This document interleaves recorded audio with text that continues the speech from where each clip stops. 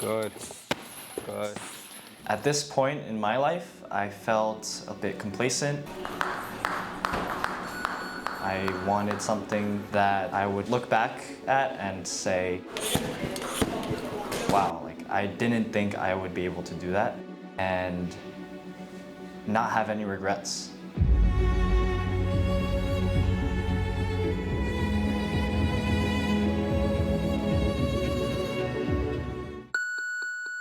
I started doing Muay Thai about 2.5 years ago. During COVID, I was super bored at home and I just wanted to go outside and do something. So my dad told me, hey, like, there's a few gyms, like, why not just go? First, it wasn't Muay Thai that I started. First, it was Jiu-Jitsu. The coach was also an MMA fighter. He also taught Muay Thai classes at that gym. And so I joined that gym sort of doing both at the same time. And I really gravitated towards Muay Thai a lot more. Muay Thai was just more natural to me. Punching, kicking, and the more I learned about it, the more I got into it.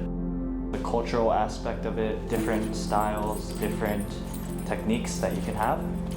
And I kept training ever since.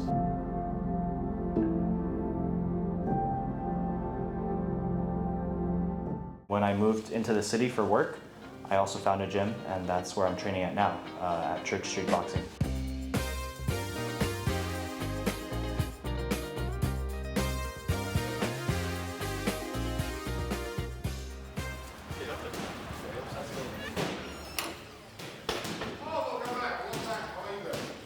It's been a great atmosphere. I think this is the gym with the most active fighters, and the coaches are definitely...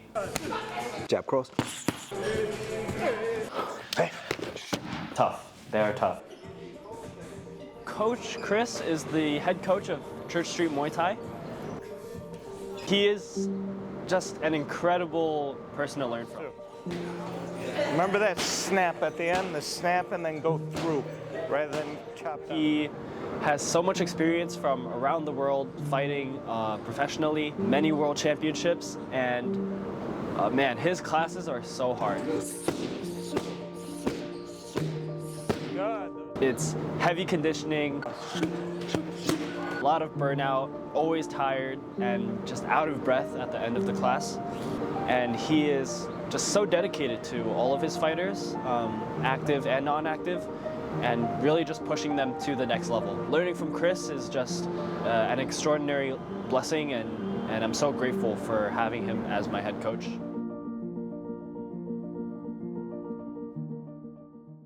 Good. Tying that hand. Jab. Treat it how you would the fight.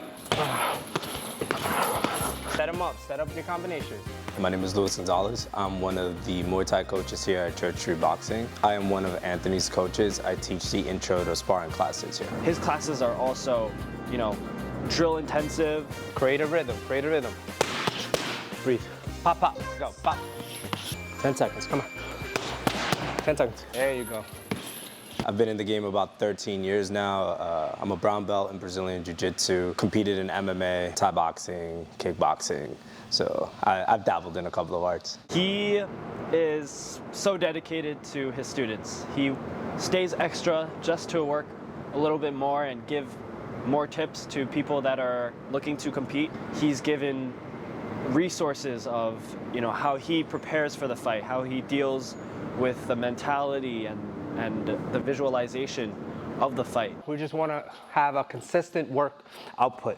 I don't want you to go. Right? It's too much time. We're trying to set a pace. Every once in a while, if I see your hands down, I am going to try to hit you.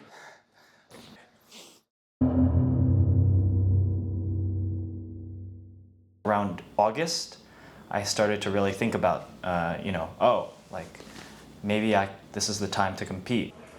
I have a few years of experience. I'm feeling more comfortable in this sport, and yeah, I think it's a good way to push myself. I told my coach that I wanted to take on this smoker fight, and he told me that he would put me down.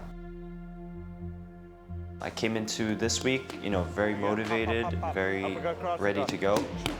Turn that knuckle over on that cross. Good. In Thai specifically, it's going to be very cardio heavy. And my cardio just was not there yet. 7, 8, 9, 10. Good work. Minute break. We'll get some bag working. You're going to be tired, your muscles are going to be sore. This week I started running. I was watching fight footage of fighters that I looked up to. A lot of lifting will be incorporated into that. So soreness, tired, trying to figure out how to eat properly to make sure that you have energy throughout the day. Even when I slept, I was going to bed thinking about combos. And I would go to sleep just dreaming about the fight. It really took over my mindset, and I was very, very focused on doing well. 5, 4, Hook kick knee. Elbow. 3, 2. 1. Good. Good.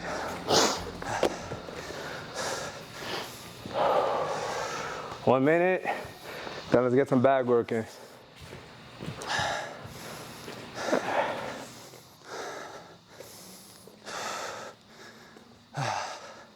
In week 3 of fight camp, this is when I started to see a lot of improvements. A lot of my technique is better, I look faster, I look sharper. The work I was putting into Muay Thai and fighting, it was paying off. Cross.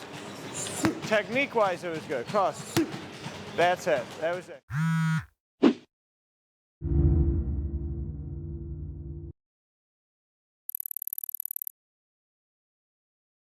So instead of being the second to last week, I had 3 more weeks left of fight camp. You're gonna go through these ups and downs of feeling like you're on top of the world after a great sparring session, and then having these low moments where maybe you had a long day or you had a bad week at work, school, whatever it may be. Training isn't going the way you want it to go. Maybe you have a small injury, and you start doubting yourself. I think the day of and the day after, I was just very, very tired, and I think a little burnt out from training.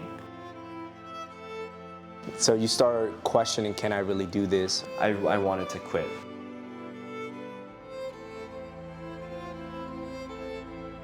I really wasn't looking forward to continuing this and the toll that it was taking on my body. So it's a big roller coaster ride of emotions throughout the camp.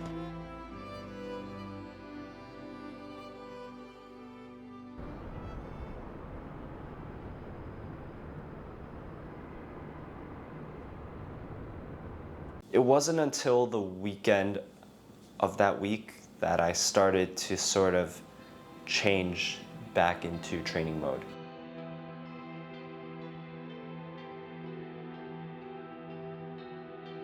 I told myself, like, hey, the fight is still going on, and the positive side is that you have more time to train and more time to fix your weaknesses.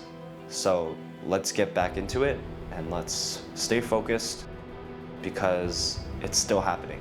Nice and easy. Jab. Jab low. Body. Oh, way. Jab. Jab low. Once you're getting closer to fight, in a fight camp, you're gonna have 2-a-days, so maybe you go work out in the morning, do some cardio. I remember there was one day where I was still recovering from being sick, and I was still outside sprinting in like 30-degree weather. And then your actual training at night. Come on. 5, 6.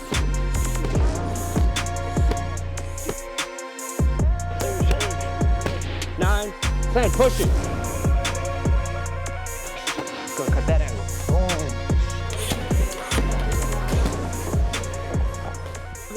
8, 9, 30. Good. You have 7 seconds to spare. That's extra rest. Breathe. You have 30 seconds. Now, as we start the next round, the first I never would have done this just for fun.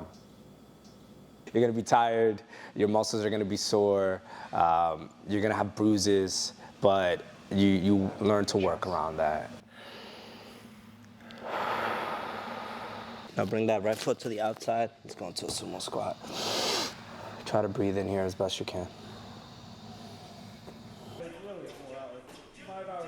Overall, my body felt good and my cardio felt good. And mentally, I was still sort of iffy on it. I was getting a lot of doubts. As you get closer to the fight, the reality starts to set in. You're going into a ring, and it's gonna be you, another person, and a referee. And that other person is trying to hurt you.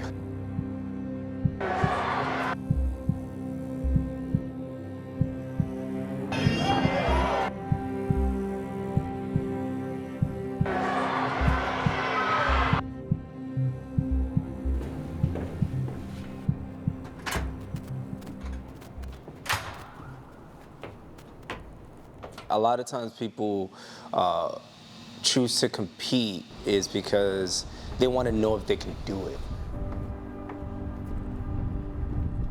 So just to get to the fight itself, right, walking into that ring and or cage is an accomplishment because most people won't ever do it. So you start working through a lot of doubt. I'm competitive. I've competed a lot since I was a kid, and I've always used competition to push myself to see what I'm capable of.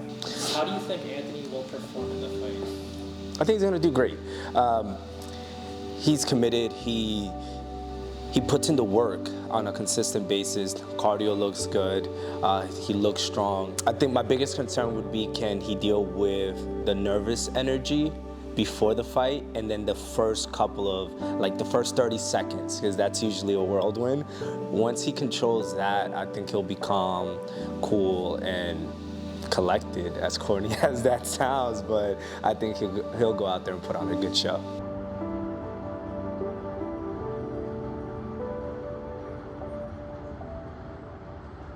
I feel calm today. I can't really explain it. I don't feel nervous in a panicked sense. Of course I feel nervous that it's tomorrow, but it's a calm nervousness. I feel calm at the same time that I'm nervous. I feel good right now. I feel good about what's going to happen tomorrow. And no matter what happens tomorrow, I want to be able to say I trained as much as I could, and I'll give it my best.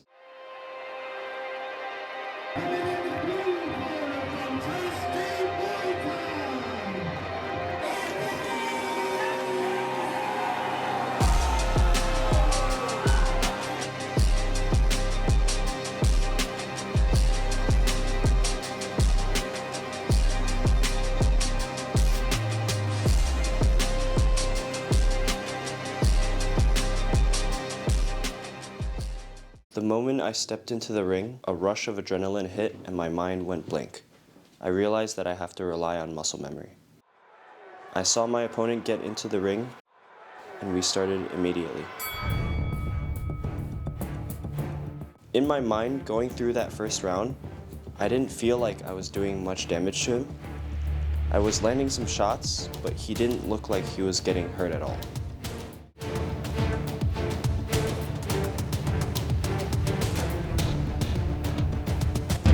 When I got swept and I hit the ground, the next thing I knew was just my body and my mind took over, and I got up and it was ready to go.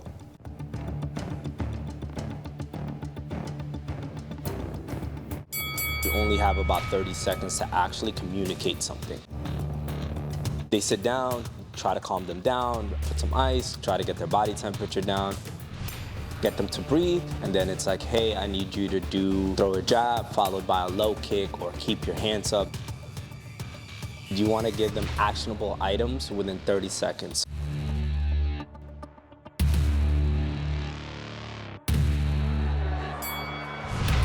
You know, I assume he was throwing 100%.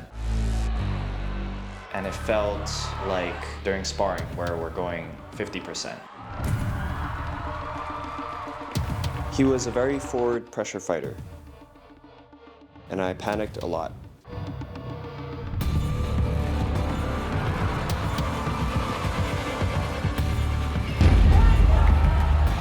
I saw him sort of stumble back. I was so hyped. Kind of turned around and just like hyped myself up, was jumping around a little bit, celebrating. It didn't seem like much, but that showed I was capable of controlling the fight. It gave me a burst of energy even though I was getting tired. My coach in the corner was telling me that he was very aggressive and that I had to control my distance. I tried my best to do that, but in the fight, in the moment, it was hard for me to counter his forward pressure. I could tell that third round that he was losing a lot of energy. We both looked much slower, but I felt that I had a lot more energy than him from that burst in the second round. I was sticking to the same game plan. I sort of knew I could do some good hits with that right hand.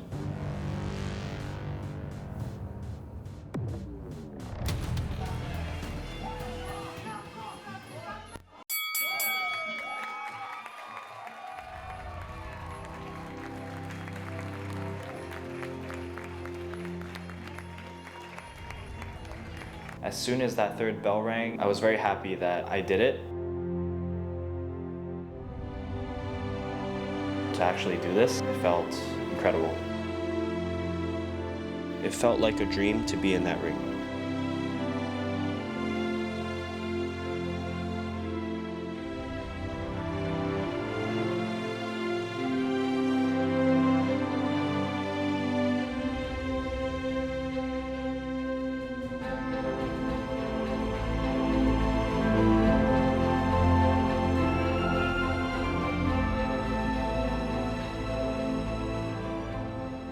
Just the sight of them being there was so heartwarming. Just to see that support, see everyone come out and watch me do something that I've been training for so long, something that I really wanted to do, and it felt amazing to see, you know, high school friends, college friends, and work friends all there to support me. I remember my coach asking me how I felt, and I told him, man, like I wish I did better. But afterwards, looking at the footage, I was happy with my performance against a more experienced fighter. How do you think this overall experience has changed you as a person? 5, 4.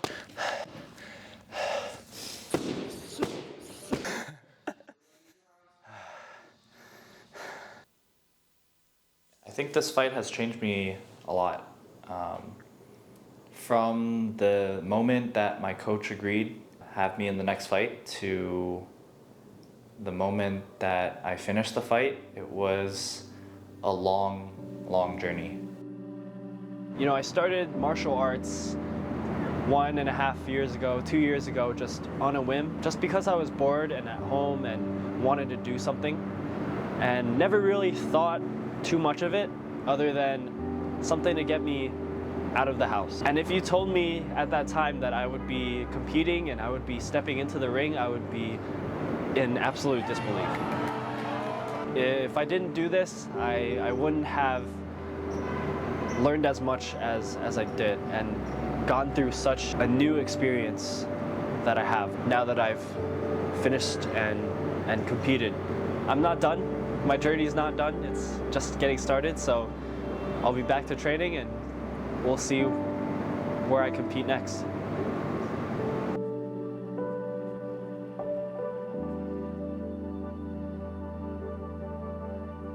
If you guys want to follow me, you can on Instagram at TheLG23. I put up a lot of my coaching on there, just helpful tools for people starting out. We're done filming. We're done filming. Nice job. Let's go. We're done filming. Let's go. We're actually done. Yeah, I got all the footage I need. At this point, now you're just working it out. I've been having all the footage I need. If he has it, it's a Sunday. I won't. He won't kill you.